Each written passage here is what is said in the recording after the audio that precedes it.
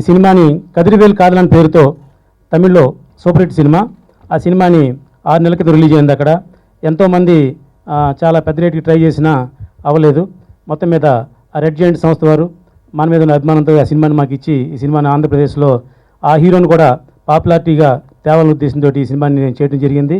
అనుకున్న విధంగా ఈవేళ హీరో గారు మా స్టేషన్ ఎయిర్పోర్ట్కి వచ్చి కూడా అలా మురసోలి మారన్ గారి మామగారు ఎవరో మదర్ ఎవరో అనారోగ్యంతో మరణించారని తెలిసింది. అందుకే వెనక్కి వెళ్ళిపోయారు.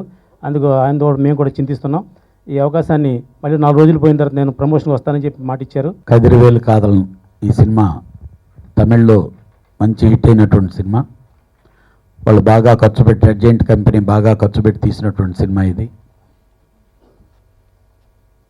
అలాగే ఓకే ఓకే కంటే కూడా రెవెన్యూ సైట్స్ బాగా ఓపెనింగ్స్ వచ్చి బాగా కలెక్ట్ చేసినటువంటి సినిమా. అలాంటి సినిమాని మా రామ సత్యనారాయణ తెలుగులోకి అనువదించి ఆయన రిలీజ్ చేస్తున్నారు. కాస్ట్లీయెస్ట్ ప్రొడక్షన్, మంచి పబ్లిసిటీ చేసి ఈ సినిమాని తమిళ్లో లాగా తెలుగులో కూడా బాగా విజయవంతం అయ్యేలాగా చేయాలని చెప్పి, అలాగే హరీష్ జయరాజ్ మ్యూజిక్ సాంగ్స్ చాలా బాగా చేశాడు ఈ సినిమాలో. రెగ్యులర్గా అతను ట్రెండ్ కాకుండా మెలోడీ మిక్స్డ్ ఎక్కువగా ఉంటూ విలేజ్ బ్యాక్డ్రాప్తో ఉంటుంది. డెఫినెట్గా ఈ సినిమా మంచి హిట్ అయ్యి మా రామ సత్యనారాయణకి మంచి డబ్బు సంపాదించి పెట్టాలని మనస్ఫూర్తిగా కోరుకుంటున్నాను. తుమ్మలపల్లి రామ సత్యనారాయణ మా జిల్లా పశ్చిమ గోదావరి జిల్లా వాడు. ఈ సినిమా ఇండస్ట్రీలో ఒక్కొక్క మెట్టు పైకెక్కుతూ ఇప్పుడు ఈ స్థానానికి వచ్చాడు. చాలా సంతోషం. నేనైతే ఒక 10 సినిమాలు తీసామో కానీ ఈయనైతే బహుశా దగ్గర 70-80 సినిమాలు తీశాడు. సినిమా తీయటం అంటే ఒక యజ్ఞం. దాన్ని పూర్తిగా సంతృప్తిగా చేయాలి అంటే నిర్మాత పడే కష్టాలు అన్నీ కావు. ఒక రంగా చెప్పంటే నిర్మాతల కష్టాలు చెప్పుకునే వేదిక కాకపోయినది.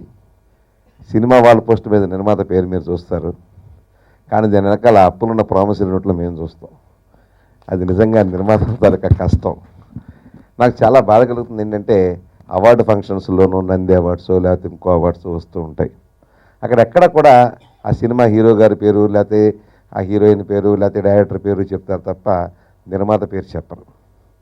సినిమా పాటలు మన టీవీలో వచ్చినప్పుడు లేకపోతే రేడియోలో వచ్చినప్పుడు సంగీత దర్శకుడి పేరు చెప్తారు, డైరెక్టర్ పేరు చెప్తారు, హీరో పేరు చెప్తారు, హీరోయిన్ పేరు చెప్తారు. డబ్బులు పెట్టిన నిర్మాత పేరు ఎందుకు చెప్పరు? ఇది దారుణం, మహాపాపం నా ఉద్దేశంలో. నేనంటాను దానివల్ల నష్టమే లేదు. ఆ రేడియో కేంద్రం వాళ్ళకి కానీ లేకపోతే టీవీ వాళ్ళకి కానీ ఆ పేరు చెప్పినంత మాత్రంలో కొంపను మునిగిపోయేదేమీ లేదు. ఒక సెకండ్ కూడా కాదు దానికి. నిర్మాత పేరు ఖచ్చితంగా ప్రతి దాంట్లోనూ ఉండేలాగా చేసినప్పుడు కనీసం నిర్మాత నష్టపోయిన నిర్మాత ఆ పేరున్నా విని కనీసం ఆనందపడతాడని నా ఉద్దేశం. కాబట్టి ఆ విషయంలో పెద్దలందరూ కూడా ఆలోచించాల్సిన అవసరం ఉంది.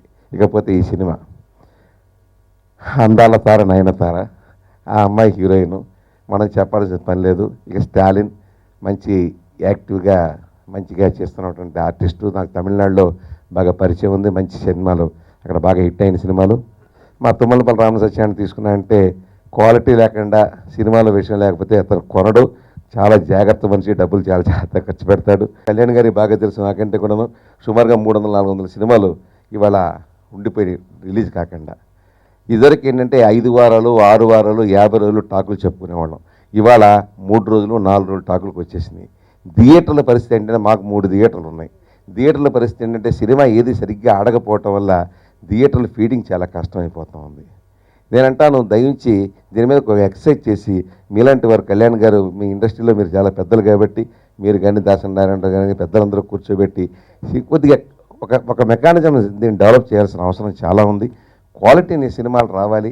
ఎట్ ది సేమ్ టైం ప్రజలకి వాళ్ళకి నచ్చే విధంగా తీయాల్సిన అవసరం ఉంది. ప్రతి వాళ్ళు కూడా ఎదరికంటే ఫిలిము, దానికి రీలు, దాని ప్రాసెసింగు, ల్యాబొరేటరీ ఇవన్నీ ఉండే. ఇప్పుడేమో కొత్తగా చిన్న చిప్ వచ్చింది, ఆ చిప్తో సినిమా తీసేస్తున్నారు.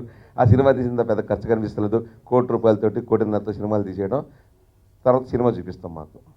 ఇలాగ అయిపోతుంది. కాబట్టి దీని మీద కొద్దిగా విశ్లేషించుకోవాల్సిన అవసరం మనకుంది.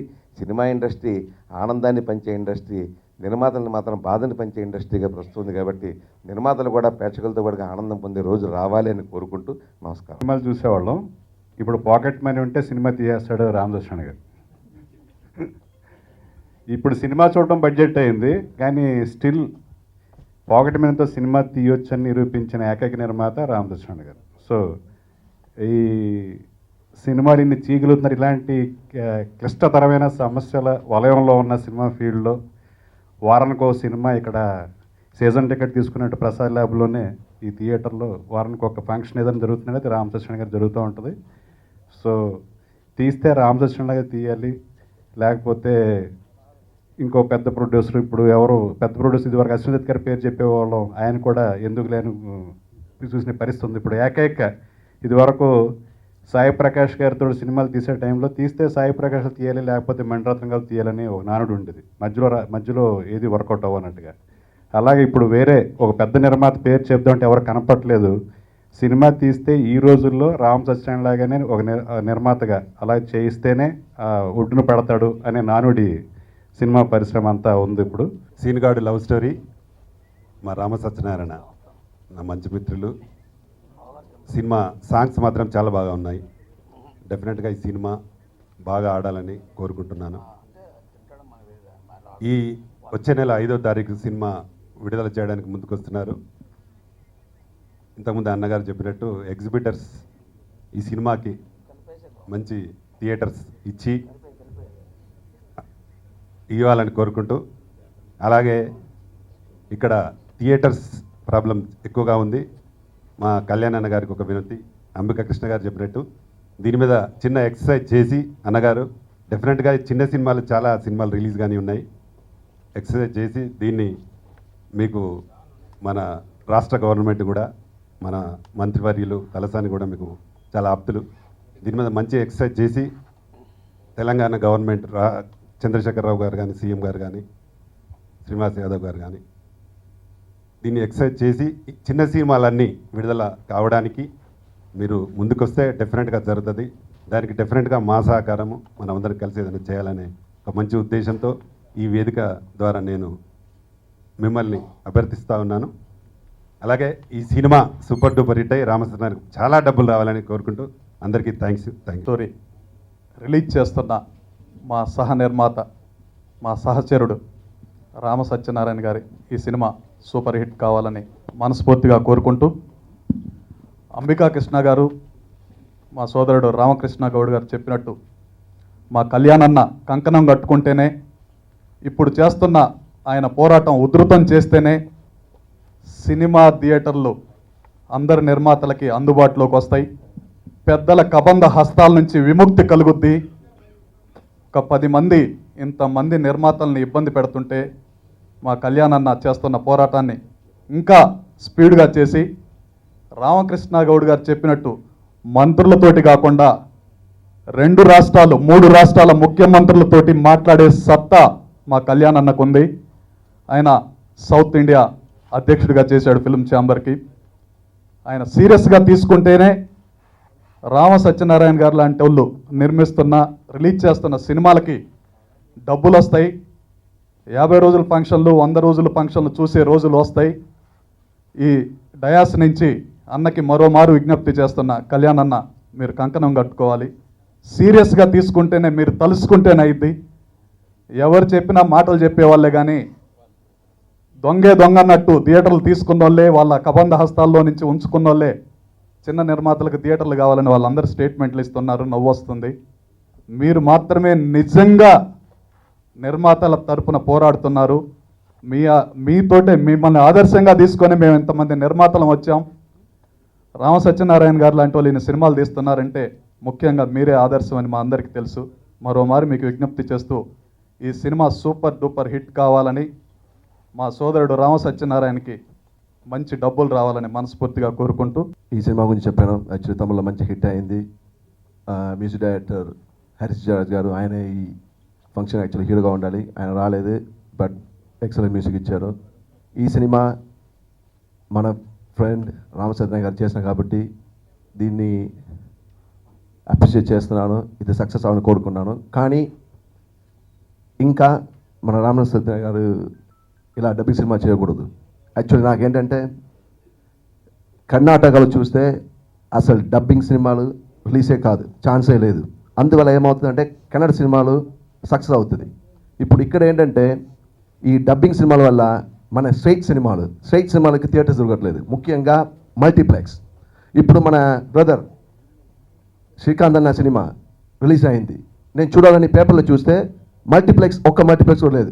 ఏదో ఒక్క మల్టీప్లెక్స్ ఉందనుకున్నాను ఫోరం మాల్లో ఒకే షో. అంటే ఆయన సినిమా చూసి ఎలా ఉందో చెప్పాలని కూడా ఒక థియేటర్ లేదు. ఎందుకు థియేటర్ లేదంటే ప్రతి మల్టీప్లెక్స్లో గంగా ఆడుతుంది, ఓకే బంగారం ఇంకా ఆడుతుంది. సో ఇలా డబ్బింగ్ సినిమాలు ఎలా అంటే మన డబ్బింగ్ ఆర్టిస్ట్కి ఏదో లైఫ్ వస్తుంది అనుకుంటే ఇక్కడ చాలామంది చిన్న ప్రొడ్యూసర్స్ సఫర్ అవుతున్నారు. చిన్న ప్రొడ్యూసర్స్కి వచ్చి సినిమా రిలీజ్ చేయడం చాలా కష్టంగా ఉంది. తర్వాత హీరోస్ ఇప్పుడు ఎలా అంటే అదే మన అంబికా కృష్ణ గారు చెప్పినట్టు నేను యాక్ట్ చేసిన ఆనందం సినిమా 175 days ఆడింది. ఇప్పుడు నా సినిమాకి ఒక్క షో దొరకట్లేదు మల్టీప్లెక్స్లో. ఎందుకు అంటే నా సినిమా ఆనందం మళ్ళీ మొదలైన సినిమా రిలీజ్ అయిన రోజు వచ్చి చాలా డబ్బింగ్ సినిమాలు రిలీజ్ అవుతుంది. ఓకే, ఒక పక్కన హిందీ సినిమా, ఒక పక్కన ఇంగ్లీష్ సినిమా, ఇది కాక తమిళ్, అన్ని డబ్బింగ్ సినిమాలు. సో ఇది నిజంగా చెప్పాలంటే నేను ఈరోజు మన Telangana film chamber of commerce president RK గారికి చెప్పాను, ఇది ఖచ్చితంగా మనం దీని గురించి సీరియస్గా తీసుకోవాలి. ఎలా అంటే కర్ణాటకలో కన్నడ సినిమాలు ఆడుతుంది, ఎందుకంటే అక్కడ తమిళ సినిమాని ఏ లాంగ్వేజ్, తమిళ్ కానీ తెలుగు కానీ ఏ సినిమాని డబ్బింగ్ చేసి రిలీజ్ చేయడం కుదరదు. ఇప్పుడు అక్కడ ఎందుకంటే ఆ లెవెల్ చూస్తారు పబ్లిక్. సో ఇది దయచేసి మీరు ఇంకా డబ్బింగ్ సినిమా చేయవద్దు. కావాలంటే ఇదే బడ్జెట్లో నేను సినిమా తీస్తా, నేను తీస్తా. ఇది ఎంత అయింది మీకు ఈ సినిమాకి? అట్లీస్ట్ ఒక 50 lakhs అయిందా? 50 lakhsలో నేను ఆనందం మళ్ళీ ముద్రైన సినిమా తీశాను. సినిమా మంచి సినిమా, చూసిన ప్రతి వాళ్ళు ఆనందం మళ్ళీ ముద్రైన సినిమా బాగుందన్నారు. కానీ ఎక్కడ చూడాలి? ఫైనల్గా టీవీలో చూడాలి, ఎందుకంటే థియేటర్స్ లేదు. ఆ సినిమా ఆనందం మళ్ళీ మొదలైంది, ఫుల్ ప్యాడింగ్. ఇప్పుడు లీడింగ్ కామెడియన్ సప్తగిరితో పాటు అందరూ ఉన్న సినిమా. నేను ఫస్ట్ కాపీ 45 lakhs తీశాను. 45 lakhs ఆనందం మళ్ళీ మొదలైన సినిమా. సో అలాంటి సినిమా తీసి మీరు పబ్లిష్ చేసి మంచి సినిమా రిలీజ్ చేయండి. ఇలా దయచేసి ఇప్పుడు చెప్పినది అసలు తప్పు కనుగొద్దు, బట్ ఇది నా ఫీలింగ్.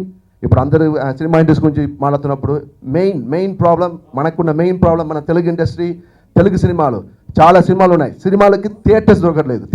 ఎందుకంటే ఇలా పెద్ద పెద్ద సినిమాలు 1 by 1 సినిమాలు వస్తున్నాయి. అవి వచ్చింది, ఇప్పుడు నెక్స్ట్ సూర్య గారి సినిమా ఉంది. సో లైన్గా సినిమా వస్తున్నప్పుడు తెలుగు సినిమాకి ఎవరు ఛాన్స్? సో దయచేసి ఇది సీరియస్ తీసుకోండి. మీరెవరు ప్లీజ్ డూ నాట్ ఎంకరేజ్.